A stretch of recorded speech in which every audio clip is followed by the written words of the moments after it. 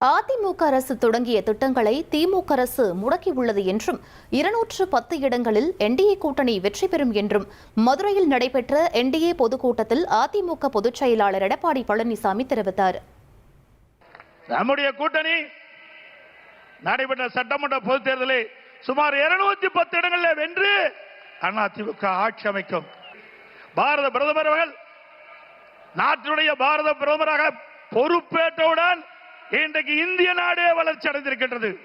இன்றைக்கு மேடைக்கு வருவதற்கு முன்பு நம்முடைய பாரத பிரதமர் மாண்புமிகு நரேந்திர மோடி அவர்கள் 4400 கோடியை வளர்ச்சி திட்டங்களுக்காக கொடுத்துவிட்டு தான் இங்கே வந்து அமர்ந்திருக்கின்றார். ஒவ்வொரு முறையும் தமிழ்நாட்டுக்கு வருகின்ற பொழுது ஆயிரக்கணக்கான கோடியை ஒதுக்கி தமிழ்நாடுடைய வளர்ச்சிக்காக அவர் பாடுபட்டுக் கொண்டிருக்கின்றார்.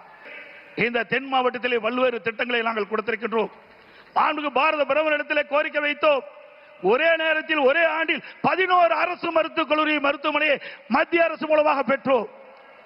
திராவிட முன்னேற்ற கழகம் ஆட்சிக்கு வந்து ஒரு அரசு மருத்துவக் கல்லூரி மருத்துவமனை பெற முடியவில்லை.